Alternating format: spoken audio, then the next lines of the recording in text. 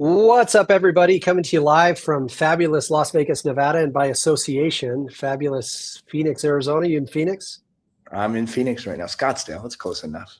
Scottsdale, even better. Yeah. Scottsdale's the Summerlin of Phoenix, but it's Joe and Colton. It's been a fun couple of days, Colton. Obviously, the real estate world. Monday, we had a change in presidency, and Tuesday, you and I lost, not lost, you and I had a business partner in our real network who chose to go to EXP. And we've Yeah. both gotten a million text messages and calls and Yeah. like WTFs. And we've spent the last 4 days trying to have people make sense of, we love Spring. Both of us have immense respect for her. You guys have known each other for a really long time. You're both up in the Utah market. She and I partnered at Real. And so it hurt. It wasn't great. We're both cheering for her and everything she's doing. But coming out of that, there's been people just going like, not just in relation to Spring, but in relation to someone's relationship with Real, people are going like, what on earth happens when my sponsor or my sponsor's sponsor leaves Real? How does that impact me? What challenges it creates? But just kind of wanted to get your overall take on maybe not necessarily Spring's departure, but I mean, people leave brokerages. Yeah. I don't know what Real's churn number is. I'd have to guess it's somewhere around 20%. I know when I owned my private brokerage, it was like 40%. But, Spring made a decision that was best for her and her family, but people leave brokerages all the time. Yeah. And when it is a sponsorship model, it adds some complexity and complication to it. Yeah. I think it's a little bit more simple than complex, actually. I think when I get into business, I want to know, okay, well, what's the vision for my life and for my family and what's important about that? And part of that is what vehicle is going to fund that. And when I get into how I'm going to fund that, one of the most important decisions for me is an alignment of my values and what I want to create. And I build mine based off of two important human needs, which is growth and contribution. I want to obviously grow. You want to grow. So I know that the platform has to be a vehicle that I can grow. But two is I got to make sure that it's a space of impact, not just for me, but for everyone that's involved. It's super important to my values, right? So that's one of the things I look at. And so one of the reasons why I chose to really partner the WGR brand with Real is because of community and collaboration. I look at the future of this real estate industry, and I think there's a few things agents want. The first is they want a community that's based on collaboration where we are greater than me. And that's what makes it's really great. If your sponsor happens to go to another company, well, guess what? You have their sponsor to rely on. If you have co-sponsors, you have your other sponsor to rely on. But it's the concept of a one real network, and truly that and I think it was said really good in our growth ambassador meeting today. We're all in this together. I think if you're at Real Brokerage, one of the concepts you're looking at is, okay, well, how is this industry going to be radically different in the next 5 years? We're in this together. We're growing together. It's not just a group of elite agents that get to thrive, and while the others just have to watch the elites partake on private jets and helicopters and doing fun stuff. It's more of, well, how do we all win going forward, right? And I think that's the really cool thing is the culture that is created here. I mean, you've been in the room. You and I have been growth ambassadors at Real. For those of you who don't know, if you have had a certain amount of growth over a period of time, the growth ambassadors originally started in 2021 in Atlanta, Georgia. There was Colt, myself, and 8 or 9 other people. And then the next year there was like 20 people. And then the next year was Charlotte, wasn't it? We were actually in Charlotte. Or was it Charlotte? Charlotte, then Atlanta. And so we usually have an annual gathering. Today there was a call. There was maybe 50 agents on there. And so what the company wants to do is bounce ideas off of us, concepts off of us, but also help us work from a cultural perspective. Now, there was a time, because coming into this company, Colton, all I knew was the concept that was EXP. So there was a time where I craved tribalism. Like, you're my sponsor at Real. I was Spring sponsor at Real. So we were like, dude, let's build a tribe. Yeah. Let's us versus the world. Let's go get this. And dude, between Sheila and Tamir and eventually Sharon, like it's been a multi-year process of helping me understand from a cultural perspective why we want to avoid tribalism. Yeah. In the industry, we call it silos. Like why we want to avoid Joe and Colton versus Bill and Sue, our downline versus their downline.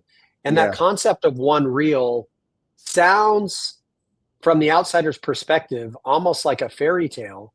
Yeah. But the last couple of days, to your point, have really meant a lot, I think, to a lot of people at Reel to go like, holy crap, these guys mean this. This Yeah. is not just a idealistic idea, but from a cultural perspective, one reel is really a thing.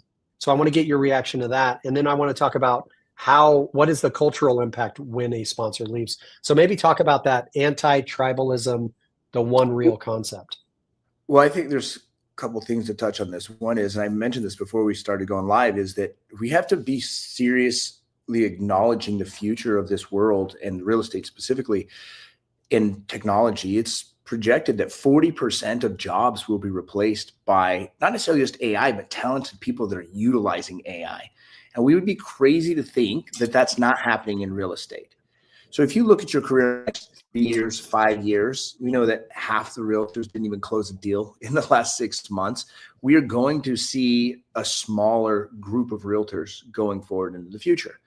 And when you look at that, the question becomes then, well, who do I surround myself with? And are we in this together where we all get to grow? Or are we in this for having to be the survival of the fittest?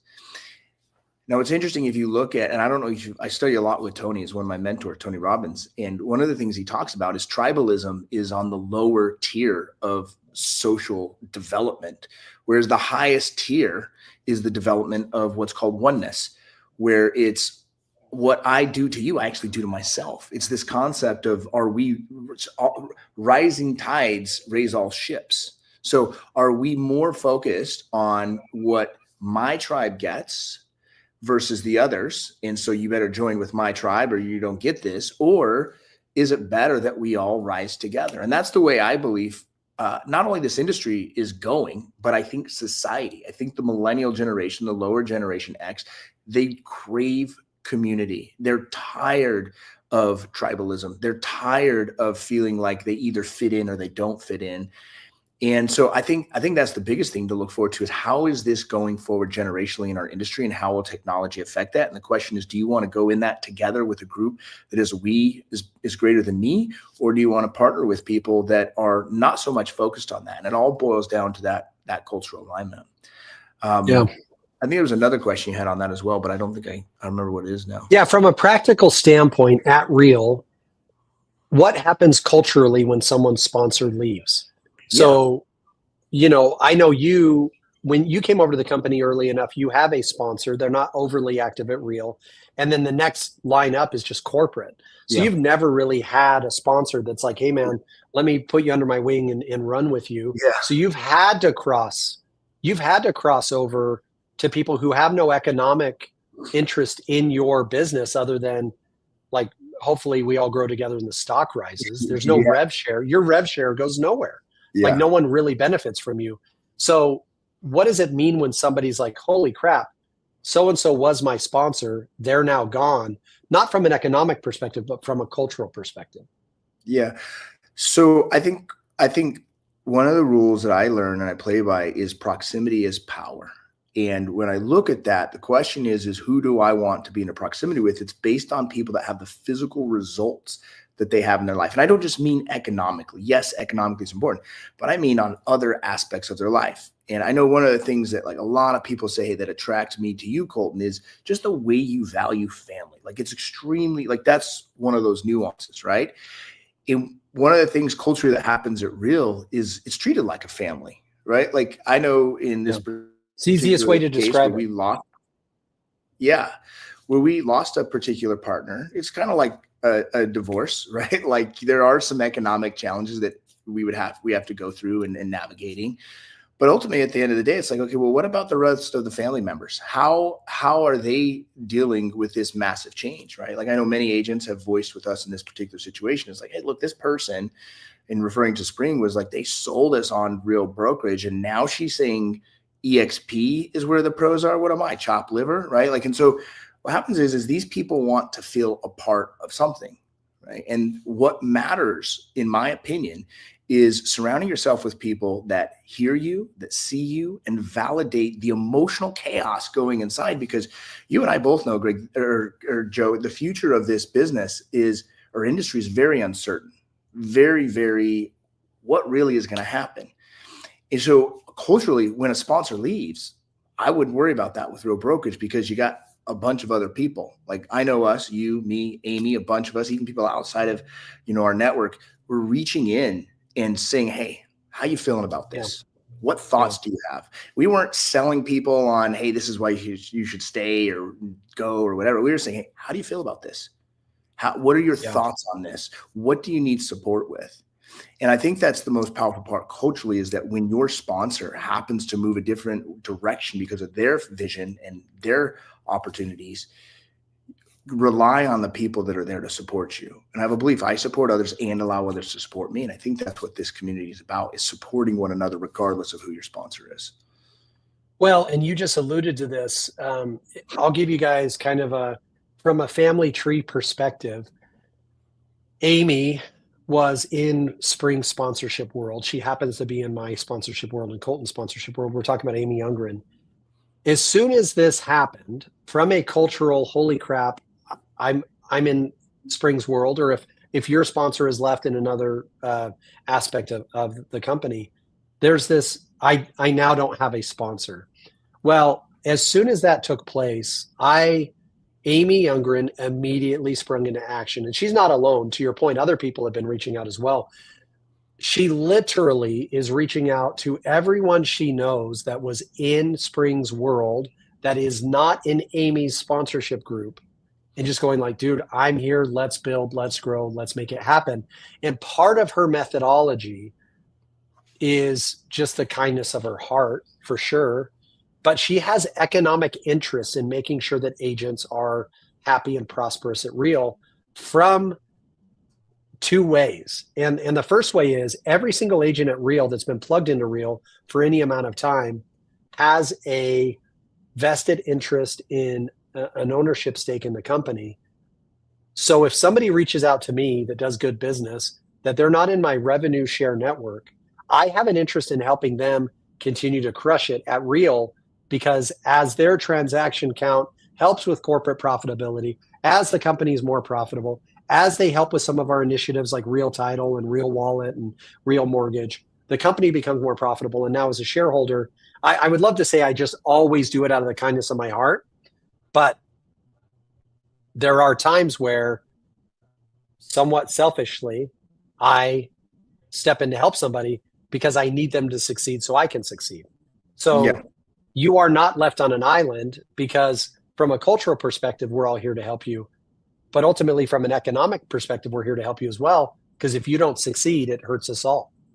When you said this and quoted Tamir, I think it was in a text or something, that revenue share is an opportunity, but it's also a responsibility, right? And when you look at it from that angle, and the responsibility of making sure that people are taken care of, making sure that people are growing, making sure that people have certainty instilled in them for what's next in the phase of their journey, and understanding what's the vision that they have for their family. Because ultimately, we're all in business to fulfill this vision, to fund our family's life, to fund our future, to fund the dreams that we have inside of our minds.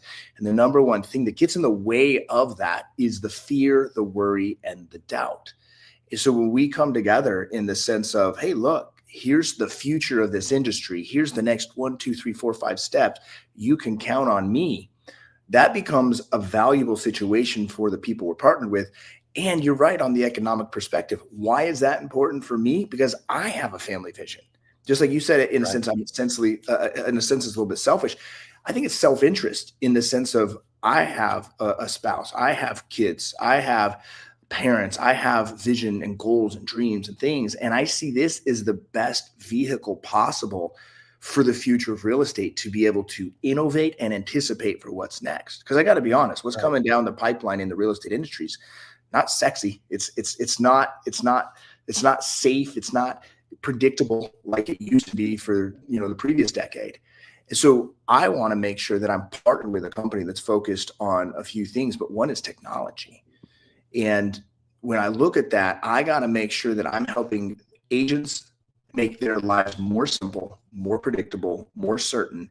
And I got to make sure that I'm partnered with a company that can give them the tools. Because you and I are ambassadors, right? In a sense, we work with corporate team. And as a growth ambassador, all that means is we are very blessed in being a representative of a large part of the network inside of the One Real Network. And our responsibility is to serve you. Our responsibility is to support you. So you remember in Charlotte, I believe it was Charlotte, Tamir proposed the idea of allowing people to co-sponsor agents at Real. Yeah. And no one in the room was excited about this. We were like, no, we're not doing that, right? You had a bunch of type A, high D personalities. They're just like, no, I'll just win, right? Mm-hmm. Talk about how the co-sponsorship principle at Real solves for the economic and cultural challenges posed by both tribalism and by vacated sponsorship positions. Because there was a time 3 years ago where you and you're my sponsor, so we were always in alignment, but there might have been Brad or Tim or Katie or whoever else at the company. And I'm like, we have no business together. Yeah. But now if I look at the agents that have trusted you and I from a sponsorship perspective, thousands of agents, it's really hard to say, hey, Colton, this is where we end and this is where somebody else ends. It's just all meshed together. So maybe talk about the principle of co-sponsorship from a economic and cultural opportunity. Yeah, well, I think there's a couple layers to this to unpack. The first is, I think if you look at what made America a really great country from World War II till the recent challenges, it was a very strong middle class. And what I mean by that is the middle class was the biggest winner of the country. It wasn't this level of elites that was winning. It wasn't that style. And I believe that's what we're doing in the sense of Real is we're making where more of us win, not just the select, 40 or 50 agents out of 90,000, but a lot of people win. And that creates sustainability. One of the ways that has been able to do that is this idea of co-sponsorship. And I see two ways why this is a win. Here's an example. You and I are playing at a pretty big level in our lives, in our business. And at the same time, there's going to be newer agents, less experienced agents coming into this industry where it's like you and I might not be the best fit to be the full sponsor in that. And they might be located in, say, Boise, Idaho or Florida or whatever. And we have great relationships there. We can reach out and say, hey, look, I think, this is a great opportunity, Sheila, for us to co-sponsor so that you can help out there locally. And we can really give this agent the support and the opportunity to thrive and to win. I think the other opportunity for that is in, like I said, where we want more people to participate in the revenue share process, it becomes a very unfair advantage if you don't have the ability to attract a bigger relationship into the company because you simply don't have the skills or the experience. Yeah, for lack of a better term, you can't close. Somebody's a big brokerage and they're like, hey, you're an agent doing 8 deals a year, doing great business, but I've got 200 agents. You just don't even speak the same language, right? Whereas you might have that relationship though, right? So what happens is you're able to partner with someone like Joe and that speaks that language. And I think when you came over, I don't remember the exact number, but over 100 agents you brought from your brokerage when you came. You speak that language. I've worked with many companies from 50 to 200 plus agents that have partnered with us at Real. We speak that language and we can support you and we have an incentive to help you and it gives you a way to win faster as well. And I've seen that with several big opportunities in the process. So I think everyone wins on the sense of being able to want to support each other as opposed to go back to the competition amongst each other. And that's a very weird shift happening in culture right now. Because if you look at the dynamic of where we are, there has to be less right versus left, right? Like Right. you win, I lose type of thing. It's got to be more, hey, look, we all win. We all are improving. We all are enhancing our lives. And that's what this industry craves, is what is the enhanced opportunity as an agent and the future of my business for me and my family. Well, and a lot of people, it's tempting to speak about this almost from a spiritual or religious standpoint. It is. Like, guys, this is still what we do for a living. It's still, you're still trying to feed your family. And so, from an economic opportunity, it's easy to say, like Zac Efron did, we're all in this together and like, don't worry about the economics. It's all going to work out. But we chose real estate as a way to feed our families and to create a legacy and a long term. For some of us it's survival, for some of us it's thriving, and for some of us it's wealth building. So I love co-sponsorship as a principle because there is no longer, when we came to Real, we had to choose a sponsor. Colton was our choice. Like, we're like, dude, he speaks our language, he understands what we're trying to do. That was an easy decision for us. But I love it Real that people don't feel like they have to just, man, my buddy that does 8 deals a year introduced me to this concept, but I also know Jim, whose business way more reflects what my business is, of a Yeah. 20 agent team at Keller Williams. And you don't have to go, man, do I screw my buddy or do I really get what I need out of Jim? Like, Yeah. Real offers this co-sponsorship opportunity to in a sense kill two birds with one stone. Now, Colton, It's we're up not either. against. Oh, go ahead. Oh, sorry. I was gonna say it's not either or, it's either and I think that's a big Right. difference. Yeah. So I just want to point that out. So let's talk about the future. Like, I'm bullish on Real. I've got my 4 things, the drum that I pound. I think from an economic standpoint, relatively low barrier of entry, a 12K cap for a full agent, 6K cap for a team agent, 4K cap for a mega team agent. Like, the economic entry point is low. The upside is massive. I think from an opportunity standpoint, we're at 24,000 agents. We're gonna hit 40,000 agents this year. I think maybe even double in size. I know I'm in big conversations, you're in big conversations, which means everyone's in big conversations. So there's a massive opportunity. I think our technology is so great. Like, we own our tech. We're not licensing and third partying tech. And then we've hit on the culture.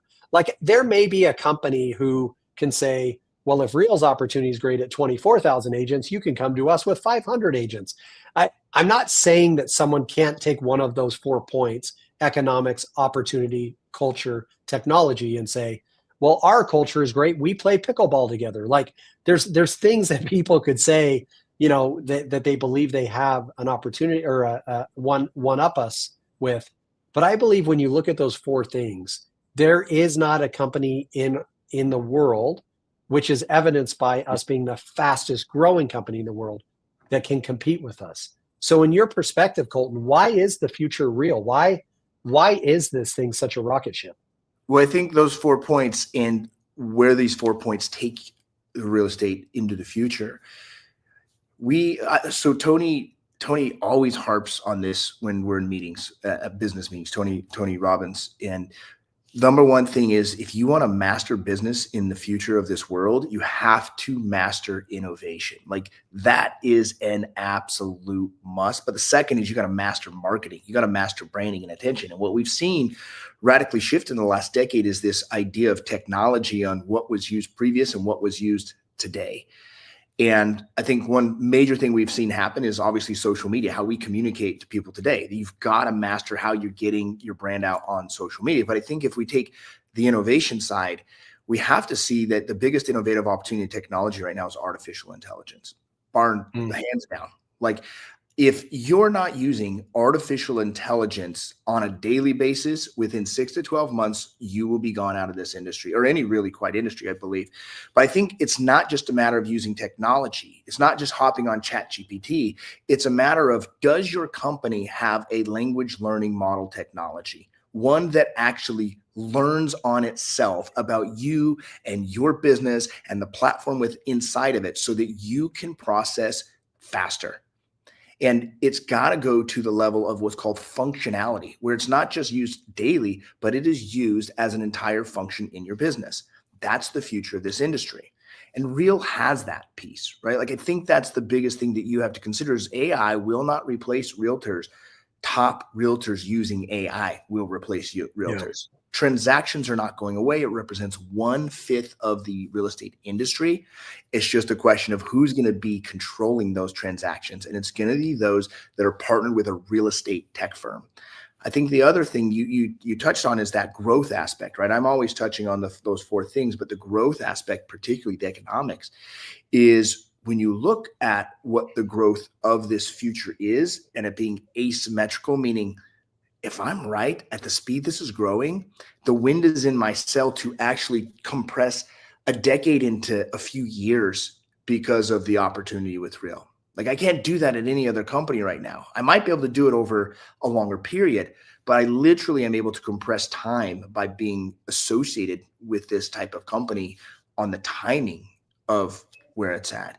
And when you look at that growth, you have to say, well, how will I fund my family vision? And when do I really want to take that, next step in my life? When do I want to make sure that I'm not missing out on my kids' fun activities that I can't pay for a graduation gift because I don't got the money, or I can't fund the school tuition, or I can't send them on that church mission or whatever the thing is, because you have to be able to fund that. This gives you a path to do it clearly. That's my thoughts on why the future is real, is the technology side and the growth timing wise for you. Yeah. Well, I love it, man. I appreciate everyone that hopped on. We had some cool comments. Jim brought over a brokerage, sponsor left, and everybody stepped up. Corporate stepped up. The agents in their state stepped up. So they saw that one reel. Gagan talks about co-sponsorship creating unlimited tier opportunities. It's really cool, right? Because one argument that could be thrown at Real is, well, you guys only allow for 5 generations of growth. And the reality is, as you know, Colton, it's unlimited with us. And so what we're looking for ultimately is 2-pronged. Number one, we want to be a resource to agents at Real, regardless of their initial choice in sponsorship, that they know that Colton and I are here for them, Amy's here for them, Taylor's here for them. Number two, we are looking for like-minded individuals, regardless of brokerage affiliation, that are just like, dude, I want to work in a highly collaborative way. That's what Colton and I have found at Real. We are not without our warts. Every single company has its issues. But what I do love is, just like when you talked about technology, we own this thing. We're going to make it what it needs to be. And Colton, I'm just grateful to have made a good choice, when I came to Real. I don't know, maybe you do. I don't know other company that is building a language learning model the same way as Leo. Yeah. And it only is going to speed up. To enhance the life of the agent as opposed to replace. Yeah. You could go hire AI, or you can own AI. Yep. And with Real as a shareholder, you own the AI, which is crazy. And it's building specifically for your business. It's not like, I want to make sure you understand, it's not like we're just tapping in Chat GPT into our AI. It is literally our own AI that is being daily. And that is one of the most important things if you look over to the next 12 months of your career. Yeah. All right, man. Grateful for you, Colton. Let's hop back on and do AI and why it's so important and why what Real is building is the future. Guys, we're the easiest people to find in the world. At Joe Herrera, at the WGR. Is it the WGR or just WGR on Instagram? The WGR. Yep. At the WGR. Hit us up. We're here for you guys. Appreciate it. Hope this video helps. Hope you're having a great day. Let's grow. See you later.